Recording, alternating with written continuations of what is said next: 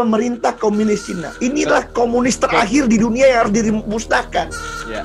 Nah, maka dari itu dia mencari dulu kawannya. Karena seperti jalan Indonesia 65 dikombinasikan dengan jalan Saddam di Irak, ditambah dengan jalan Hiroshima Nagasaki di Jepang, ya. Jadi diselesaikan dulu seperti Hiroshima Nagasaki, kemudian dikejar pimpinan partai komunisnya, dijadikan penjahat, tapi dia mesti punya dulu dalam negeri Cina itu kawan-kawannya siapa? Berdirilah demokrasi, berdirilah partai-partai dan pemilihan presiden. Itu memang secara langsung. gayanya Amerika kan dari dulu gitu. Dia menyembunyikan suatu teknologi yang baru yang belum sama sekali orang dunia ini tahu pada saat sebelum terjadi perang. Kan kalau ngepung Cina udah terkepung, Pak. Cina sekarang sudah terkepung nih ya. Udah terkepung. Sangat terkepung. Dan menurut Oke, mari. Assalamualaikum warahmatullahi wabarakatuh. Teman-teman semua, baik lagi bersama gue Vasco Rusemi di Macan Idealis. Hari ini gue lagi bersama dengan Paman Sap. Oh, Paman Sap ya namanya. Itu di canda sebelah. Oh, canda sebelah. Bang, gimana kondisi Amerika sekarang? Amerika ya sebagaimana yang gue bahas yang lalu. Ya hampir sama dengan kita, tapi mungkin nuansanya saja yang berbeda ya. Bahwa karena yang Donald Trump ini mau re-election di November, sementara COVID datang ya, kemudian ada stay home order ke seluruh negara bagian, kemudian ketika almost semuanya sudah istilahnya yang lalu gue sebutin flattening the curve ya. Nah, curve-nya udah flat, udah mulai turun. Nah, ini diskusinya how open the Amerika, ya kan? Bagaimana itu, dan khusus misalnya di Illinois sendiri, tempat gua tuh tanggal 30, berarti kan 3 hari lagi nih stay home order-nya harusnya berakhir. Nah, enaknya gini, gua nggak tahu kalau di Indonesia ya. Gua mungkin share bisa nanti ke lu. Jadi si state-nya nge-share juga di website-nya, ini step-step yang akan kita lalui gitu loh. Nah, step-step yang akan kita lalui, dan dari beberapa, dia memberikan semua indikator tuh. Testing, ini jumlah testing di tempat kita, ini jumlah ini jumlah rumah sakit kita, ini angka-angkanya. Nah, kalau kita akan meng-open, maka syaratnya ini. Dan berapa jauh kita dari open, berapa jauh kita dari normal. Nah, jadi itu yang terjadi di gua ya. Nah, walaupun kalau se-Amerika memang ada beberapa negara bagian yang sudah melonggarkan stay home order-nya karena keputusan meng-open ini diberikan kepada gubernur. Karena ini kan negara federal. Yeah. Indikatornya ditetapkan oleh White House, oleh institusi federal, tapi keputusannya ada di gubernur. Kayak di Florida dia udah open. Beberapa negara bagian yang kayak Wyoming ya, kayak Montana itu kan di Rocky Mountain ya. Itu kayak Kalimantan di kita lah, kayak Australia lah. Satu rumah ke rumah lain mungkin 1 jam. Nah, itu udah dilonggarkan. Yang lagi panas sekarang ini kan pertarungan antara Cina dan Amerika nih. Informasi yang di Amerika sendiri, khususnya buat rakyat Amerika sekarang yang ada di situ, udah seperti apa kondisinya di situ? Apakah ini menarik. Memanas gini, atau bos. hanya gini, isu itu aja? Jadi gini, Trump biar enak gini kali ya. Gue mulai ulang lagi dikit lah, ini kaji lamo nih. Ya. Apa itu yang dianggap conservatism in American politics? Yeah. Conservatism in American politics itu mungkin kalau dianggap sebuah agama itu banyak ininya, bos. Banyak mazhab-mazhabnya. Di konservatif aja mazhabnya banyak. Ada 70 mazhabnya, Kak. Okay. Tapi kira-kira dari mazhab yang banyak itu ada 3 atau 4 indikator yang menyederhanakan orang konservatif itu. Nilai konservatif. Pertama, dia percaya kepada peran individu yang maksimum. Negara itu dikit aja. Kemudian kalau bisa pajak itu dia longgar terhadap pajak. Yang ketiga, nah ini yang menjadi khas konservatif. The greatness of Amerikanya besar, dan dia senang nih melakukan, melakukan perang di luar Amerika in the name of democracy. Jadi demi demokrasi Amerika, konservatif leader nih dia mencari musuh bersama gitu ya, untuk dia bisa dia boleh memerangi. Itu kira-kira gini lah. Mungkin gini ya, kalau lu kita pakai Trump-nya macan idealis, bagi konservatism American leader konservatif, halal darah orang yang tidak mempraktikkan demokrasi di luar dan boleh diperangi. Gila nggak tuh? Iya, bos. Iya dong. Lu bayangin Saddam Hussein diturunkan, bos, dengan dasar apa? Senjata pemusnah massal yang nggak pernah ada sampai sekarang senjata pemusnah massalnya. Itu kan ilusi aja, bos. Kemudian apa? Oh, apa namanya? Lu kita lihat bagaimana pemimpin Libya Muammar Gaddafi digantung. Kemudian kita lihat Osama bin Laden diambil oleh SEAL. Lu bayangin, boleh nggak tuh? Kalau pakai azas teritori ya, SEAL Amerika boleh nggak datang ke Indonesia, bos? Nanti misalnya tiba-tiba dia mengambil kepala negara kita gitu, nggak boleh kan? Tapi ya itu terjadi, Pak, ya kan? Yang ngambil waktu itu apa? Ingat, kalau lu ingat itu Obama bahkan bukan presidennya Republik. Obama, Pak. Obama waktu itu jadi presiden dan itu legend kan? Lu lihat aja nanti, lu sisip lah fotonya tuh, gimana Obama yang terus Hillary cengok di foto di war room itu. Waktu SEAL, Navy SEAL itu ngambil apa namanya Osama bin Laden. Bayangin, bos. Gambar dari atas itu ya. Bayangkan itu presidennya dari Demokrat, apalagi Republik. Nah, terkait dengan itu, narasi yang dibangun oleh Trump sebagai pemimpin Republik ini adalah dia udah bilang gua mau nge-ban. Dia menyebut ini Chinese virus. Kemudian ya sudah, dia mengatakan dia memblame Cina atas ini. Orang istilah di situ adalah scapegoating politik gitu, politik kambing hitam. Jadi dia jelas dia membangun narasi itu. Di awal-awal pandemi dia baik-baik dengan Xi Jinping, dia bilang, oh, ya itu dikritik oleh CNN. Ya, gini maksud gue, Bang. Ini kan isu di luar negeri nih, di Indonesia mendengar isunya bahwa Amerika dan Cina ini sudah sangat memanas, sudah saling kirim-kiriman pasukan, istilahnya gitu ya. Sudah saling mengepung. Amerika pun sudah mengepung wilayah Natuna di situ kan. Perairan Cina itu. Lalu yang dirasakan oleh rakyat Amerika yang ada di tempat, maksud gue itu loh. Apa yang dirasakan? Isunya seperti apa di situ? Nah gini, sekarang situasi orang lockdown, ya. Sementara dalam melakukan perang ke negeri jauh, nah ini lanjut lagi yang tadi ya, pemimpin Amerika tuh mesti mendapat dukungan warganya. Nah, yang menarik, ini unprecedented memang, bahwa perang ini melawan COVID-19, membunuh 100.000 orang Amerika, udah almost hampir sebentar lagi nyampe. Udah lewat hari ini. Dan itu virus Cina dianggap ya? Nah, sekarang Trump membangun narasi, dia nge-blame Cina.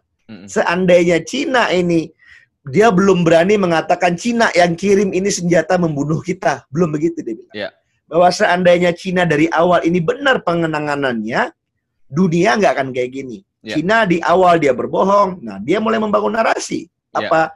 The Chinese Communist, apa namanya, party. Gitu. Jadi dia membangun Partai Komunis Cina. Nah, kalau yang gue tangkap, Trump memang mencoba memblame dia. Dia melakukan blaming terhadap Cina dan mulai dia pivot. Jadi awal-awal corona, dia puji-puji Xi Jinping, Pak. Tapi begitu ini udah tinggi, dia perlu kambing hitam. Nah, dia mengambing hitamkan sekarang adalah Cina. Nah, problemnya adalah orang sekarang semua orang di lockdown. Dia butuh dukungan masyarakat. Dia butuh dukungan daripada pemilih dalam negerinya.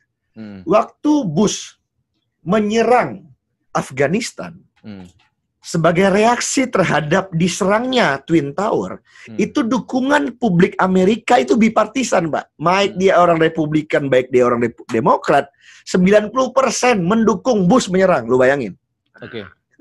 Karena waktu itu seperti itu. Nah, sekarang ini yang gue melihat belum terjadi.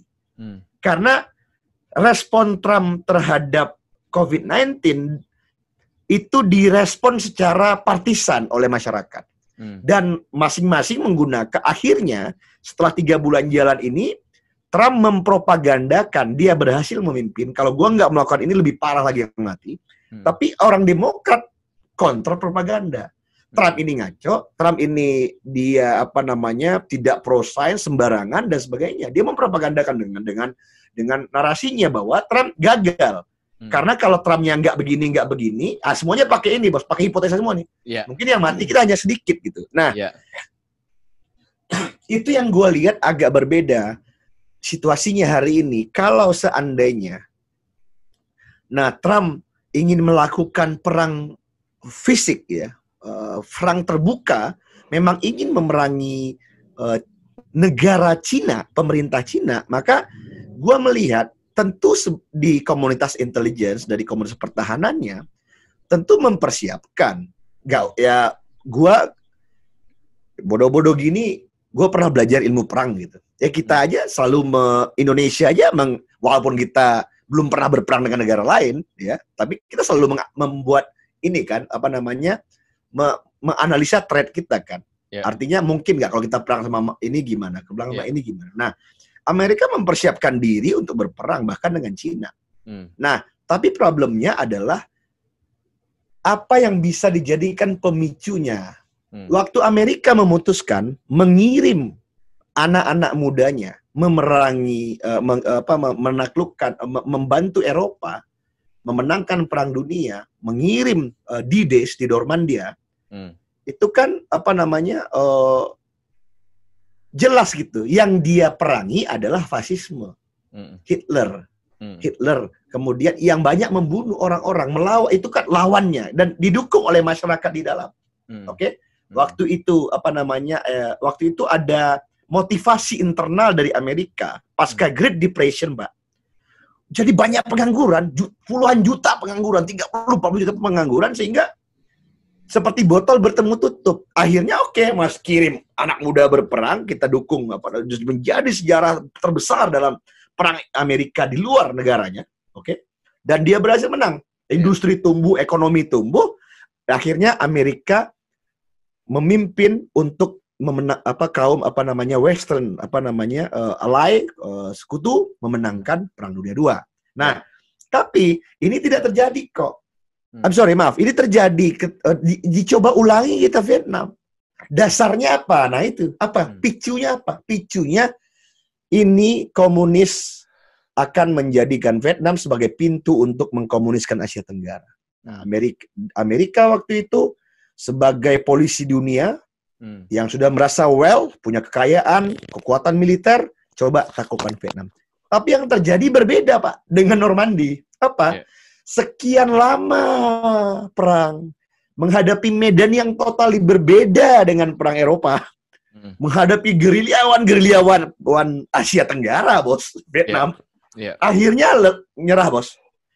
Tapi ada faktor domestik kok. Apa? Waktu itu baby boomers mulai lahir generasi-generasi baru pasca booming ekonomi Amerika pasca perang, lahir baby boomers, orang tua kita, mungkin usianya di Amerika saat itu, mereka memprotes pemerintahnya. Oh gila, Pak. Itu jadi yang dialami oleh Indonesia 98 itu sudah dialami oleh Amerika sebelumnya ketika protes perang Vietnam. Apa? Tentara masuk kampus, mahasiswa ditembak. Akhirnya apa? Atas tekanan domestik, pemerintahnya menyatakan menghentikan perang dengan Vietnam. Nah, situasi ini yang gue lihat itu belum gue rasakan karena gue hari-hari di Amerika, meskipun gue di Blue State, kan gue berinteraksi ya dengan orang-orang di sini dan juga cek-cek negara bagian lain. Pertama, picunya itu yang belum nampak. Nah, Trump mencoba membuat picu, Pak. Trump mencoba membuat picu gitu. Pemicunya apa? Problemnya adalah dia partisansip gitu loh. Orang Republik dukung dia, orang Demokrat. Nah, biasanya kalau mau perang, dia mesti bipartisan. Itu kan artinya kalau dia mau perang kan dia mengumumkan perang dengan luar. Dia harus disetujui Pak oleh Kongres. Nah, ini yang menarik Mas gua, whatever kerasnya. Tapi perang itu di Amerika harus disetujui oleh Kongres. Harus. Iya, gini. Nggak bisa hak prerogatif presiden. Presiden yang mengumumkan perang. Tapi kan sama kayak Perpu di kita, Pak. Kalau nanti pas dia diumumkan besoknya Kongres nggak setujui, budget mau dari mana? Nggak bisa. Presiden nggak bisa approve budgetnya. Nah, yang order bahwa yang waktu Trump nekan misil nuklir, dia nggak perlu izin Kongres, itu hak eksekutifnya dia. Bisa aja Pak Trump tekan nih sekarang, mungkin dia jatuhin nuklir di kota-kota penting di Cina, selesai. Oke, gini. Jadi narasi itu sampai saat ini sebenarnya belum terlalu terbentuk, walaupun itu sudah dimulai diproduksi oleh Trump ya dari kemarin-kemarin. Coba. Dan sebenarnya, nah gini kok, gua mungkin bisa share sedikit juga dengan, biar ini agak bukan jadi satu cerita-cerita lawak-lawak ya. Amerika tuh sangat siap kalau dia mau berperang. Karena memang kedikdayaan dia di kedikdayaan militer. Bahwa the most expense negara di bidang militer itu Amerika, Pak. Dan jangan lupa, Amerika itu sudah mengepung dunia dengan pusat-pusat pertahanan dia. Di Filipina ada armada dia, di Jepang ada armada dia, dan ingat loh, yang paling dekat dengan Cina di Guam. Guam itu protektoratnya Amerika di Asia Pasifik yang dekat banget sama Papua, dekat sekali. Di Guam itu mereka protektorat, dia diakui sebagai layaknya warga negara Amerika, ya, servis yang diterima di situ. Tapi dia nggak bisa, dia punya wakil di Kongres, tapi namanya representatif, cuman dia nggak ada senatornya, tapi dia tidak bisa memilih. Nah, itu Guam kan, dia kayak di Pasifik ya. Nah, terus siap. Jadi kalau dia mau berperang dengan, dia sangat siap. Nah, problemnya adalah dia perlu pemicunya. Kenapa? Lain cerita, Pak, kalau misalnya Trump bisa membuktikan bahwa yang membuat 100.000 orang Amerika mati adalah virus yang dikirim dari pemerintah komunis Cina. Nah, dikirim dari pemerintah komunis Cina, dari pemerintah. Kenapa? Lain. Nah, gini, kalau lu harus sadar kok. Maksud gua buat sadar. Amerika punya hubungan yang sangat kuat dengan Chinese people. Nah, berapa tua Chinese people di Nusantara? Sebegitu tua juga lah Chinese people di Amerika. Jadi orang Cina datang ke Amerika ini bukan kemarin sore. Bukan sama seperti orang Indonesia yang datang ke Amerika. Makanya gue nih lagi cari-cari. Gue agak riset kecil-kecilan. Gue masih belum dapat jawabannya. Perdana Menteri pertama, Duta Besar pertama Indonesia di Amerika namanya Ali Sastroamidjojo, mantan Perdana Menteri kita. Gue tanya sama teman kita yang diplomat di DC, belum tahu siapa sih orang Nusantara pertama ke Amerika ini. Nah, belum punya catatannya. Tapi katanya gue udah dirujuk dengan sumber-sumber. Oh, katanya tadi di bukunya Sultan Syahrir gue diminta baca. Sultan Syahrir ceritakan siapa yang paspor visa pertama datang ke Amerika setelah Indonesia berdiri, 45. Sementara Amerika ini kan 1770 sekian negaranya lahir. Artinya apa misalnya? Tapi data itu nggak akan bisa dilihat di buku Sultan Syahrir karena sebenarnya hubungan Indonesia dan Amerika jauh lebih lama lagi, lebih dari sebelum adanya Amerika. Itu maksud gua, tapi tentunya terkait dia tidak Indonesia, Hindia Belanda kan. Nah, Hindia Belanda kan, wong New York, Manhattan itu kan tukar guling, Pak. Iya, betul. Tukar guling dengan pulau di Maluku, Pak. Tadinya punya Belanda. Betul. Akhirnya ditukar guling, dibayar, ditukar sama Maluku karena waktu itu Belanda pikir gua lepas aja New York. Kalau Belanda tahu New York bakal kayak gitu, kan dilepas sama Belanda. Iya, betul. Balik, maksud gua gini, hubungannya sehingga narasi yang dibangun oleh Trump adalah ini pemerintah komunis Cina, not Chinese people. Ini menarik menurut gue. Jadi pemerintah di situ.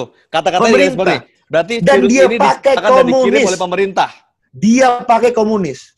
Dia pakai komunis party. Jadi maksud gue, karena Amerika pasti nggak mau majority people Cina membenci Amerika. Nah, itu gue baca di situ kok. Nah, ini gue agak berpikir nakal. Nah, ini agak nakal nih.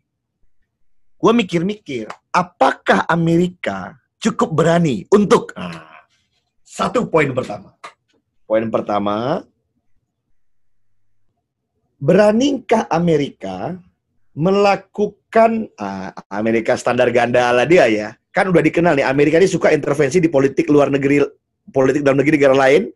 Kalau itu nggak sesuai sama kepentingan nasional interestnya. Oke, setuju lu ya? Iya. Apakah Amerika akan mencoba Indonesian Way di tahun 65? Iya dong. Lu ngerti ya maksud gue ya? Iya. Apakah akan dia coba etape itu? Di mana dengan satu rekayasa politik tertentu, dia akan mencari elai dalam negeri Cina. Untuk menjadikan Cina demokrasi. Bisa mungkin sederhananya gini, bos. Siapa yang dekat sama dia? Jack Ma. Oke, Jack Ma dan kawan-kawannya disuruh maju presiden. Maju presiden. Ntar dulu bro. Dia gini bos, dipersiapkan. Iya. Jadi nanti yang di-attack bukan people Cina-nya, bukan. Ya. Tapi pemerintah komunis Cina. Inilah komunis terakhir di dunia yang harus dimusnahkan. Ya. Nah, maka dari itu dia mencari dulu kawannya. Karena seperti jadi jalan Indonesia 65 dikombinasikan dengan jalan Saddam di Irak. Bisa dong? Bisa. Ditambah dengan jalan Pearl Harbor di Hiroshima Nagasaki di Jepang, ya. Jadi diselesaikan dulu seperti Hiroshima Nagasaki. Kemudian dikejar pimpinan partai komunisnya, dijadikan penjahat, tapi dia mesti punya dulu dalam negeri Cina itu kawan-kawannya siapa? Berdirilah demokrasi, berdirilah partai-partai dan pemilihan presiden secara langsung. Nah, itu yang gue bayangkan. Iya. Nah, tapi problemnya adalah kombinasi jalan Indonesia, jalan Irak, plus jalan Jepang ini. Jepang kan akhirnya menyerah, bos. Menyerah dengan Amerika dan akhirnya menjadi kalah, tapi jadi kawan. Setelah itu jadi kawan kan, kawan bos, ya kan? Kemudian, ya kayak Irak sekarang, Afghanistan sekarang kan gitu, Pak. Semua akhirnya yang dijadiin tuh kawannya dia gitu loh. Di Irak akhirnya presiden Irak sekarang, rejim sekarang kawannya dia di Afghanistan. Nah, cukup beranikah dia? Tapi menurut gua dia berhitung. Dia juga trauma, akan jadi kayak Vietnam. Di Vietnam kan perang berlarut-larut, Pak. Orang Vietnamnya akhirnya panjang dan kalah akhirnya. Panjang dan dia akhirnya udah deh kita akhiri aja gitu loh, bro. Ya. Dan ini 1,5 miliar, Pak. Menjatuhkan harga diri Amerika pada masa itu. Harga diri Amerika, ini Cina beda 1,5 miliar. Nah, apakah berhasil dia? Dan strateginya menurut gua mau nggak mau dia harus melakukan langkah mengkombinasikan, Pak. Seperti jalan Indonesia 65, jalan Irak, jalan Jepang, Pak, baru selesai. Karena yang dia mencoba sedikit musuh. Yang dimusuhi adalah komunis, elit partai komunis Cinanya, karena Xi Jinping jadi presiden seumur hidup, ini begono, ini begitu. Makanya dia, nah dari media-media konservatif gua pantau mereka mengkondisikan itu. Mereka menyebutnya the corrupt communist party, corrupt Chinese communist. Jadi itu yang menurut gua, nah itu kok. Jadi gitulah kok. Intinya kan dia sudah memproduksi isu itu, ya. Intinya sudah memproduksi isu itu, dan yang dia inginkan adalah menghajar kekuasaannya Cina, rezimnya Cina. Dia akan tetap biarkan komunis Cina, tetap biarkan. Karena kalau komunis Cina udah hilang nih, Bang, abis, dia nggak punya musuh lagi. Karena lagi gayanya Republikan, itu mereka memang terus harus mencari musuh di situ kan. Oke, itu kan ya mas, boleh lah lupa. Kalau gue lihatnya gini. Kalau dia kacau ekonominya, gue lebih lihat gitu. Kalau dia kacau ekonominya karena corona, dia perlu perang, Pak. Kayak perang dunia gitu loh, bro. Iya. Amerika itu terlibat dalam perang dunia 2 itu, bos. Setelah Great Depression, itu ancur-ancuran ekonomi Amerika, pengangguran hampir 50 juta, 30-40 juta orang menganggur, hilang pekerjaan. Tapi gini, Bang. Setelah itu, terlibatlah dia dalam perang dunia 2, Pak. Begitu terlibat dalam perang dunia, bos, lu bayangin, bos. Dia bikin 40.000 aircraft, lu mati gak lu? 40.000 pesawat tempur dibikin. Bikin berapa juta peluru, berapa juta alat kesehatan, berapa juta morfin, gitu-gitu, Pak. Dan anak-anak muda dikirim untuk mati, dikirim 2/3 yang pulang, Pak. Pulang nama aja semua. Tapi ekonomi tumbuh. Nah, maksud gue lebih lihatnya gitu. Jadi, kalau dia ekonominya nggak terselamatkan gara-gara corona, maybe dia bikin perang. Gitu loh, bos. Iya, betul. Makanya. Maksudnya udah, diterbangin aja. Tapi dia memerlukan syarat. Syarat apa gue bisa menangin lu gitu loh, bro. Apa alasannya gitu kan? Jadi gitu. Dia memerlukan. Tapi maksud gue gini, Bang, berarti penduduk Amerika sendiri sampai detik ini belum merasakan ada aura-aura akan perang. Nah, sudah berhasil belum hasil produksi isunya Trump itu? Belum. Tapi belum. Di dunia sudah mulai berasa loh, Bang, di Indonesia ya. Ya bisa jadi. Kita enak nih. Gua kan menggabungkan rasa. Dan gua nggak melihat gini. Akhirnya kita tidak bisa percaya itu tidak di-engineer. Oke dong? Oke. Itu nggak mungkin nggak di-engineer, pasti. Karena the core principle of war, gue pernah tulis tuh. Dulu gue pernah tulis. Lu baca nggak tuh gue? The core principle of war is to win heart and mind of population. Jadi kalau lu mau perang, lu harus menang lu hati dan pikiran populasi tempat lu perang itu. Berarti kalau lu udah ngerasakan, udah ada operasinya, Pak. untuk gue mau perangin. Tapi kan perlu dasar apa? Karena kalau warga dunia ini bisa menerima bahwa Cina lah penyebab kekacauan ini, semua akan maafkan kalau dia memerangi Cina. Nah, di situ gue melihat itu bukan apa. Nah, ini secara defense studies ya. Karena apa? Data juga mengungkapkan, Pak, bagaimana ada namanya war information. Oke, Bang. Belum selesai. Ini gue biar nggak putus, Pak. Ada war information yang dilakukan Cina sekarang. Cina melakukan disinformasi terhadap COVID-19 ini di media sosial. Sebagaimana kita tahu, platform-platform dunia tidak bisa masuk ke Cina. Cina tidak bisa masuk YouTube, tidak bisa masuk Google, tidak masuk Facebook. Tapi di Cina, engineer-engineernya udah canggih-canggih. Dia udah bisa membuat platform yang sekelas Silicon Valley. Tapi reversal terjadi. Cina melakukan disinformasi secara sistematis di seluruh dunia, Pak. Dia memproduksi video-video yang mengharu biru tentang kekerenan Cina mengatasi COVID. Dia memproduksi cerita versi dia tentang COVID ini datangnya dari mana. Sehingga dunia seolah-olah mengalami sumber tunggal cerita tentang COVID. Dan dibuktikan. Dan dibuktikan, Pak. Nanti gue kasih dulu. Majalah Foreign Affairs sudah menulis bagaimana disinformasi war yang dilakukan Cina. Bos, Cina itu jadi buat troll-troll gitu, Pak. Troll-troll di Twitter, troll-troll di Facebook, troll-troll, dan memang ada expense money-nya, Pak, ngiklanin narasi versi Cina. Berarti apa? Cina ingin mendominasi cerita, naratif. Expense iklannya itu ada, terbaca? Ada, ditulis di Foreign Affairs, juga kasih lu. Oke. Jadi ada itu tulisannya. Yang menarik jadi Cina istilahnya gini, information war ya, disinformasi. Jadi Cina melakukan disinformasi terhadap Corona ini dengan narasi versi dia tembakkan ke dunia, dan ada minggu-minggu, 1 bulan pertama orang percaya terhadap narasi itu. Yang menariknya gini, menariknya gini kan, berarti Cina sudah berhasil mendisinformasikan apa yang ada sesungguhnya, tetapi tidak bisa menerima informasi yang ada di dunia, karena ditutup semua. Nah, gini, tapi ini menariknya. Kenapa kok? Kenapa? Itu yang gue bilang bahwa, sekarang apa? Sekarang ada media sosial. Media sosial ini winner takes all. Satu platform yang menang akan menguasai seluruh dunia. Ada banyak mesin pencari ketika dimulai, tapi yang memenangkan adalah Google. Sehingga Google winner takes all memenangkan teknologi mesin pencari. Ada banyak media sosial yang dibangun pada masanya, yang menang Facebook, yang lain tumbang. Karena prinsipnya winner takes all, dia masuk kemana saja, kecuali Cina. Nah, Cina 1,5 miliar penduduknya, Pak. Jadi Facebooknya Cina dibandingkan Facebook tipis-tipis jumlah subscribernya. Tapi yang dalam ini orang Cina. Nah, Cina ke dalam warga negaranya, dia otoriter, Pak. Dia nggak demokratis. Jadi kalau macan idealis ini ada di Cina, udah pasti nggak bisa. Jadi gini, Bang. Ini kan kalau kesimpulan gua, berarti yang narasi yang diedarkan oleh Trump, bahwa pemerintah Cina lah yang memproduksi virus ini. Sementara rakyat di negerinya Cina sendiri tidak bisa mendengar informasi apa yang ada dari luar. Karena semua tertutup. Semua tertutup pagarnya kan. Jelas lu. Lu nih memang hebat. Tadi lu agak goblok, sekarang lu jadi news lagi. Pusing gue lihat lu. Kayak gini. Nah, yang menarik di sini adalah di saat gitu loh, Bang. Di saat Trump berhasil mendistribusikan informasi itu ke seluruh dunia, tetapi tidak ke dalam Cina. Dan Cina pun berhasil mendistribusikan informasi itu ke seluruh dunia, dan juga berhasil ke Amerika. Dan juga berhasil ke Amerika. Betul. Ini kondisi yang menarik di sini. Kalau memang itu betul-betul terjadi, ini perang nih, Bang. Perang. Nah, gini, Bro. Sebentar lagi kampanye nih udah, Bang. Bro, sebentar, Bro. Yang menarik bagi gua ini perubahan respon liberal dan demokrat terhadap Cina ini menarik. Karena ini kuncinya yang gue bilang pertama tadi. Kuncinya, Pak, perang itu nggak boleh partisan, mesti bipartisan.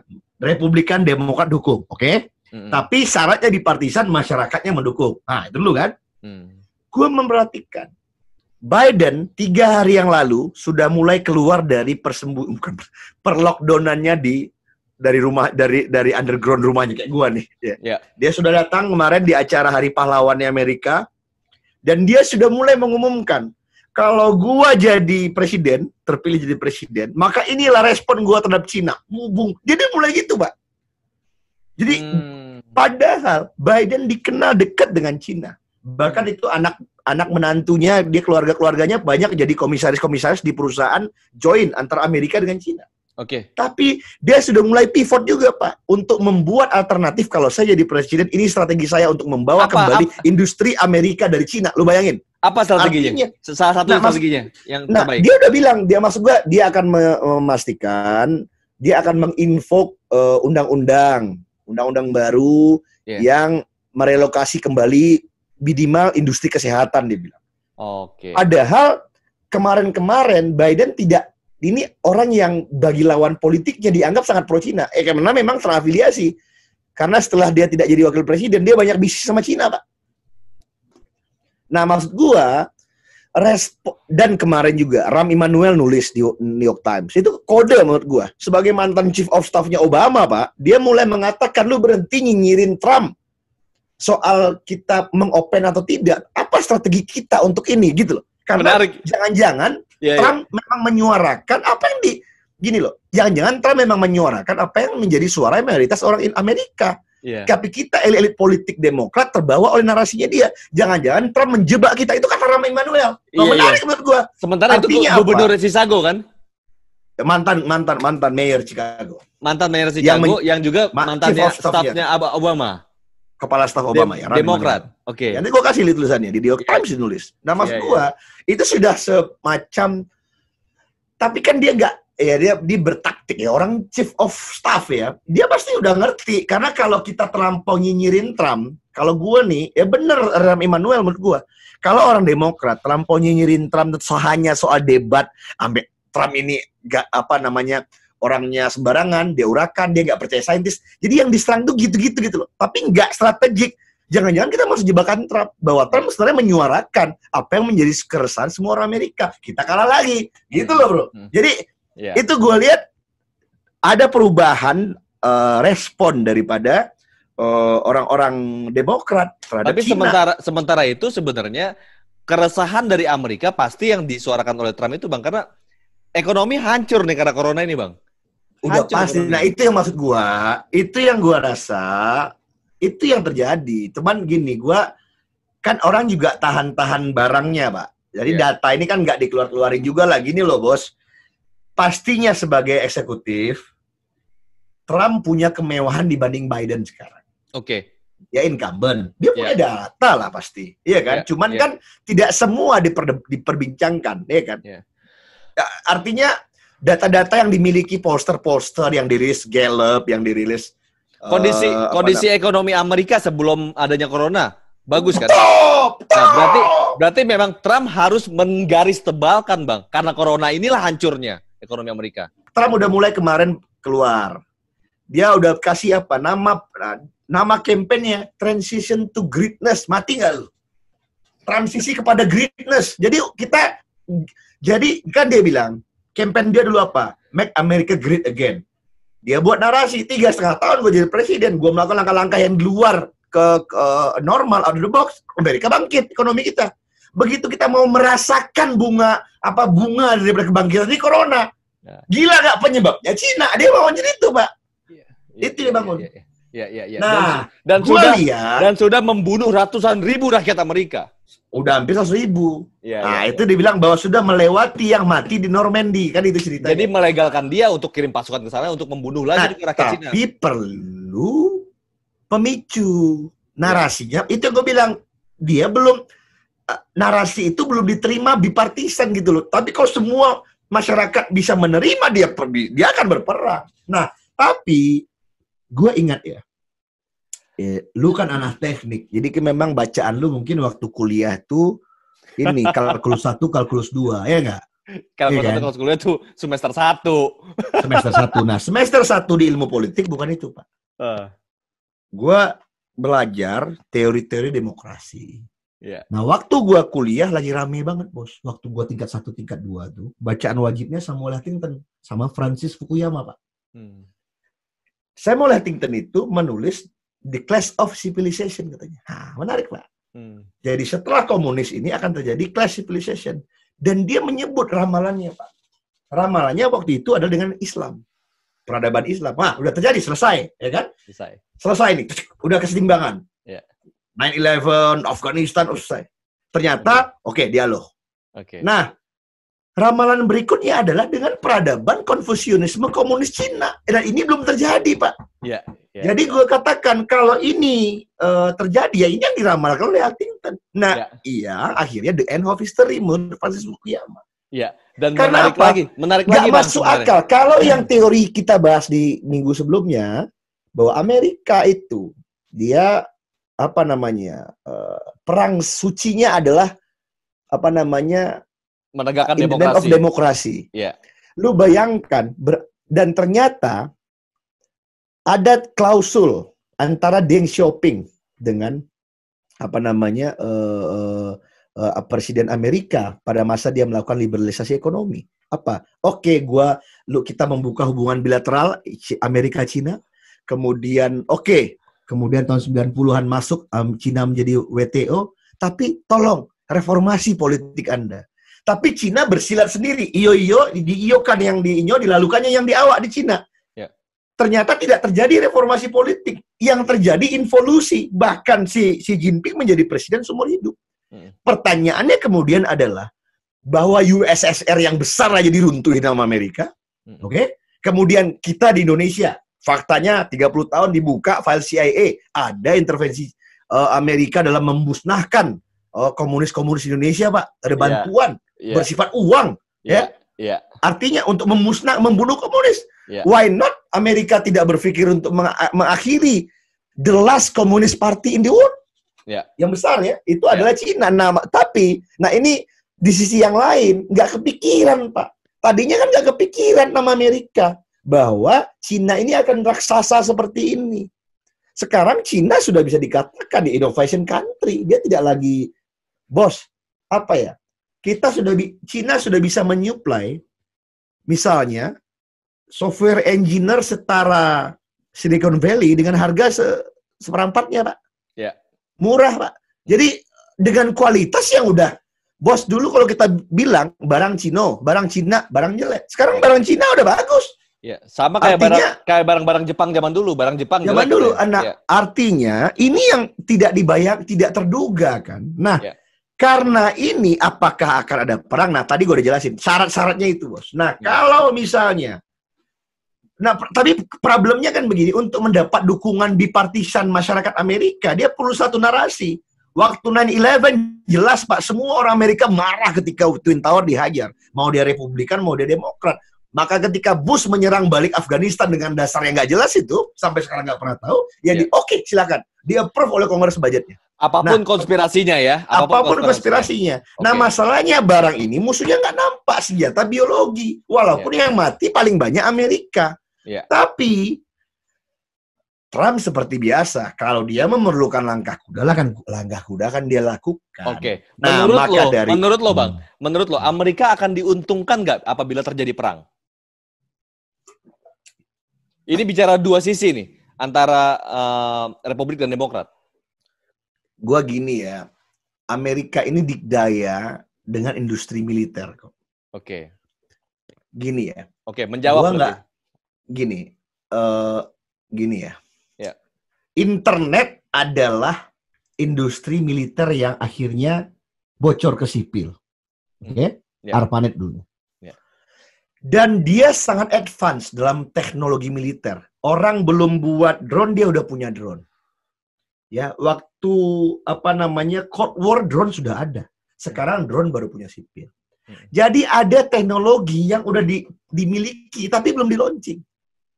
Dan pada waktu itu ada yang membuat Amerika memenangkan perang dunia adalah dirilis, Pak. Manhattan Project. Oppenheimer, siapa namanya tuh? Bom atom. Yang waktu itu nggak ada punya. Pertanyaan gue sekarang, kalau udah kepepet dikeluarin senjata rahasia sekarang, Pak. Yang kita nggak tahu namanya apa. Orang bilang senjata hidrogen, orang bilang apa. Gue yakin dan percaya itu. Kalau kepepet. Yang itu nggak mungkin. Itu kan rahasia negara, Pak. Iya kan? Orang masih membahas Nuklir diplomasi. Diplomasi nuklir di antara negara-negara yang punya nuklir. Apa? Ada apa namanya, Rusia punya nuklir. Ada Iran punya nuklir. Ada Korea Utara, makanya nego. Tapi kan pasca Hiroshima Nagasaki, Cold War, perang-perang, bikin-bikin. Kalau kepepet dikeluarin senjata, Pak. Dan kita nggak pernah tahu kan, Pak, semua internet yang kita punya dimatiin sama Amerika, mampus kita. Ya kan, semua fiber optik tutup dulu Google nih, nggak bisa apa. Nah, perang, Pak, ini perang. Dan maksud gua, jadi banyak, nggak hanya lu, Bos. Dari Japri ini banyak, udah gua bingung juga nih. Gua bingung nih, gua jujur sih, pengakuan dosa gua sama lu. Mungkin lu nih teman gue yang ke-10 nanya gue dia apa perang nggak sama, gue kangen semua dari Indonesia. Di Amerika nggak ada. Gue nggak tahu ada apa di Indonesia, kenapa jadi isu itu nanya ke gue.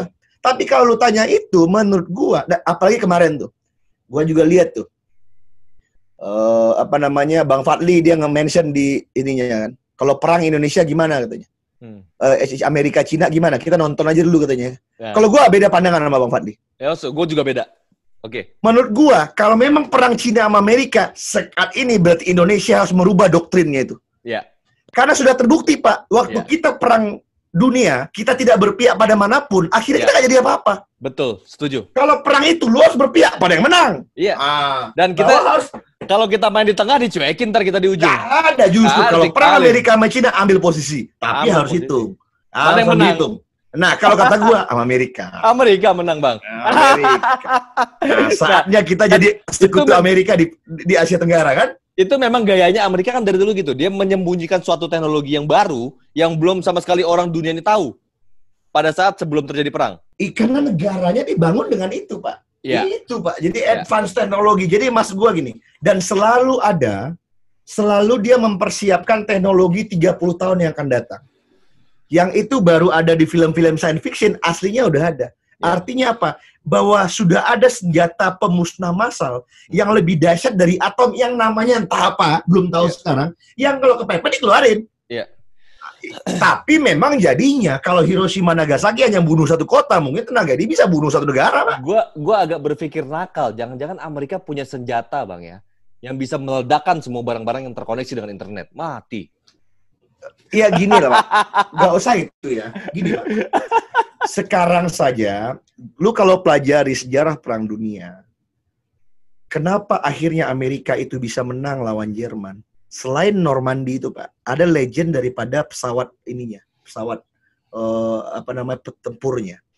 Pesawat tempurnya kala itu, Pak, ngebom semua pusat logistiknya Nazi. Yang pada waktu itu adalah hari ini teknologi GPS, Pak. Pada waktu itu adalah teknologi GPS hari ini. Yang teknologi GPS hari ini adalah versi advance dari itu. Jadi Amerika sudah bisa membunuh sekarang, senjatanya adalah GPS. Jadi gua tembak dari Illinois senjata, bunuh Vasco. Ini mukanya, ini GPS tempat lu. Udah, gua tekan sekarang jalan dia, tota. Gua paling dekat Guam. Misalnya, dari Filipina, terbanglah senjata ini sampai depan rumah lu. Dia pastikan Vasco-nya, nah depan Vasco-nya mati. Sekarang nggak bisa dia, Pak. Nah artinya, sudah secanggih itu. Nah, cuman yang gua ngeri itu yang pemusnah massal, Pak. Itu yang gua ngeri. Namanya kita nggak tahu apa. Kan kalau dari orang-orang kimia gitu, biokimia yang belajar ledakan-ledakan itu kan, ya ada historinya lah, Pak. Dinamit dulu, TNT dulu, ya kan? Ada atom. Tapi itu kan tahun 45, Pak. Sekarang tahun 2019-20. Itu disimpan. Nah, yang kalau itu ditekan, more than nuclear hazardnya nama gua, kalau bertanya itu, nah tapi dia perlu pemicu, lagi-lagi yang tadi. Dia harus dipicu. Nah, gua nggak tahu, ini gua berpikir nakal, bahwa Hong Kong kemarin itu adalah tes water. Di Hong Kong itu tes water. Karena untuk membuktikan, nah gini bos, coba lu perhatikan kampanyenya, narasinya. Narasinya Cina mau menghentikan one nation two system. Gak mau deh. Dia mau satu nation satu system. Tapi Amerika juga mau buktikan, ada loh orang Cina yang gak setuju komunisme. Itu yang gue bilang tadi. Itu kan sama kayak 65. Akhirnya Amerika, gue temen sama ini rejim baru aja katanya, iya kan? Karena ini anti komunis, iya kan? Gue temen deh, dan terbukti Pak. Setelah itu mafia Barclay Wah, kan gitu kan, ekonomi kita udah pro Amerika, Freeport masuk ya kan, udah, wah luar biasa, kita sangat menjadi the ally, walaupun politik kita bebas aktif, tapi faktanya secara ekonomi kita sangat ramah dengan Amerika di setelah pasca Bung Karno jatuh. Nah, artinya itu yang gua tadi berpikir nakal. Apakah akan terjadi jalan itu? Tiba-tiba, udah yang akan dilakukan Amerika, yang ditangkap adalah elit PKC aja, Pak. Dia punya datanya semua. Dia punya datanya semua. Cuman, punya nggak dia? Siapa yang mau ngelawan itu? Jadi ketika dia melakukan itu, people Cina-nya diam, yang ditangkap-tangkapin cuman, wah dia benar-benar jadi polisi dunia. Itu kan namanya polisi dunia. Nah, kalau itu terjadi, baru menarik. Cina menjadi demokrasi. Wah, itu baru menarik, Pak. Baru menarik. Jadi Amerika menguasai total dunia di ini. Ya, kalau Cina demokrasi, Bang, berarti agama Amerika sudah menularkan semuanya tuh. Amerika sudah menularkan ya, berarti kan nggak ada lagi komunisme. Ya. Nah, itu yang kata Fukuyama, the end of history katanya kan. The end of history. Tapi gini, Bang, yang perlu gua tahu, Bang, ya, dari Amerika sendiri, kondisi politik di Amerika itu sekarang mana yang lebih kuat antara konservatif dan liberal? Kalau sekarang ini begini, kalau gue jelasin, bukannya udah gue jelaskan di yang lama. Kalau ditanya sekarang, gue meyakini sepenuhnya Trump masih kuat. Oke. Sederhananya gini kok. Iya. Trump itu dulu, Pak. Tidak ada perubahan dari penjelasan lo yang lama ya? Nggak ada perubahan ya? Nggak berubah. Kenapa? Trump itu dulu dianggap kalah. Dia menang. Oke? Yeah. Berarti Trump itu udah punya basis pemilihnya yang memenangkan dia. Oke? Ditambah lagi. Nah, artinya apa? Trump hanya perlu nambahin sedikit aja. Dia hanya perlu memastikan sedikit saja orang untuk tetap menambah dia. Tapi kalau dia mau perang, dia nggak perlu. Dia kurang setengah itu gitu loh, Mas. Oke. Apalagi sekarang dia ini penguasa kan, incumbent. Iya, itu maksud gue. Nah, sekarang majority ya, tapi sudah terbukti dengan corona juga kan, bahwa yang gue bilang di awal tadi, COVID ini yang menganggap Trump gagal mengatasi COVID adalah blue state. Yeah. Problemnya di blue state itu banyak kota-kota.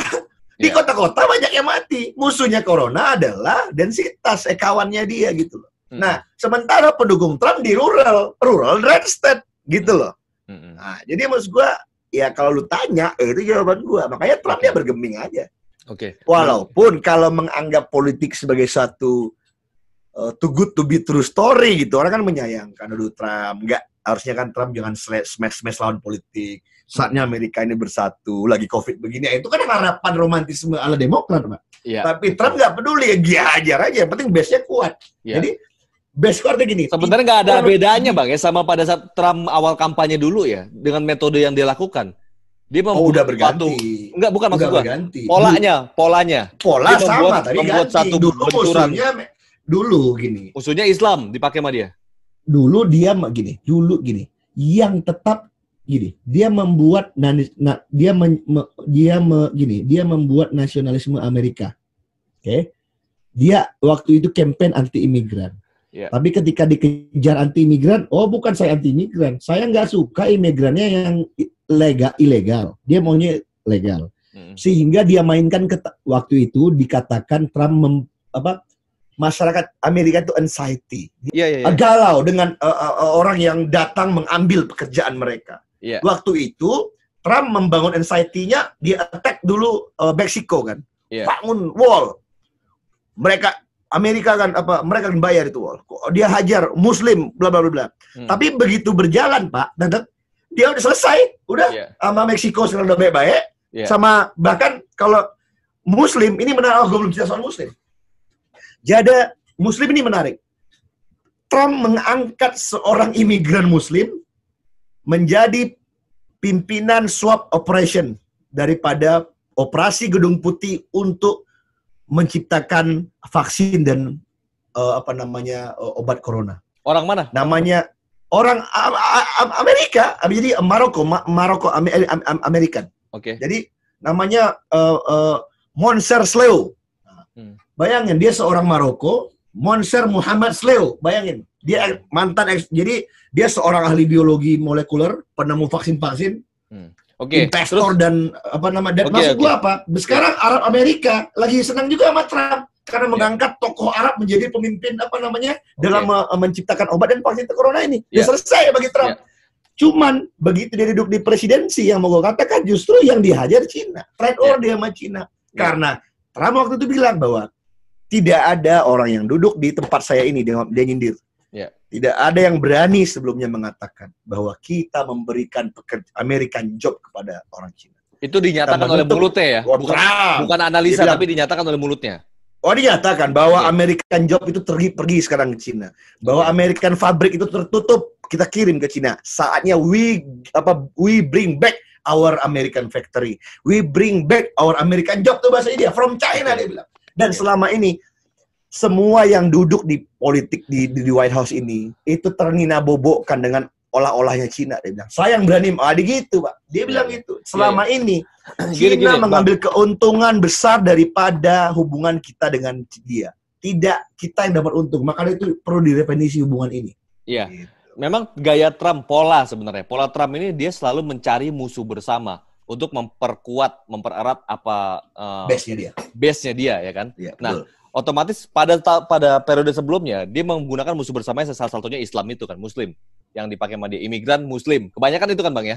Kalau begitu, yang terjadi sekarang, ini bisa hampir dipastikan, perang itu hampir bakal terjadi.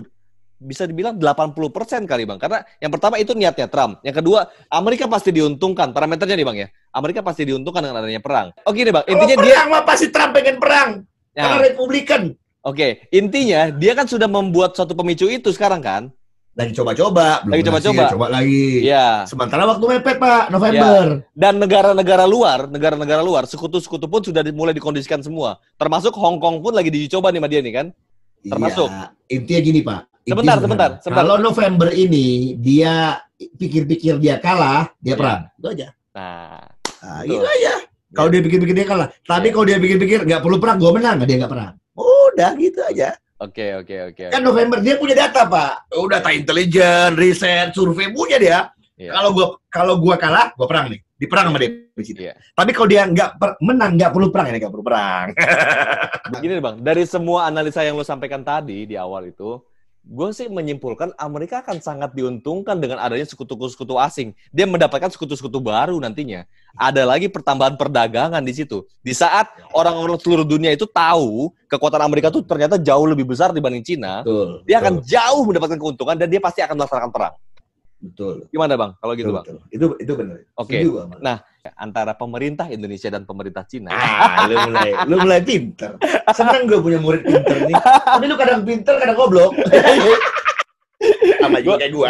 Gue kebanyakan goblok kayak gue. Jadi sama gini. Lah gue juga. Kalau gue kebanyakan asbun. Kalau gue pinter gak mungkin gue mau ngomong sama lu kan karena gue goblok makanya gue mau ngomong sama lu. Karena gue asbun, gue berani ngomong sama lu. Kalau mau ahli gue berani ngomong sama lu. Oke Bang, terus gini Bang. Kita ini kan dua orang sotoy bicara. Gak punya ilmunya juga kita ini. Gak ada ilmunya, ngalur ngidul.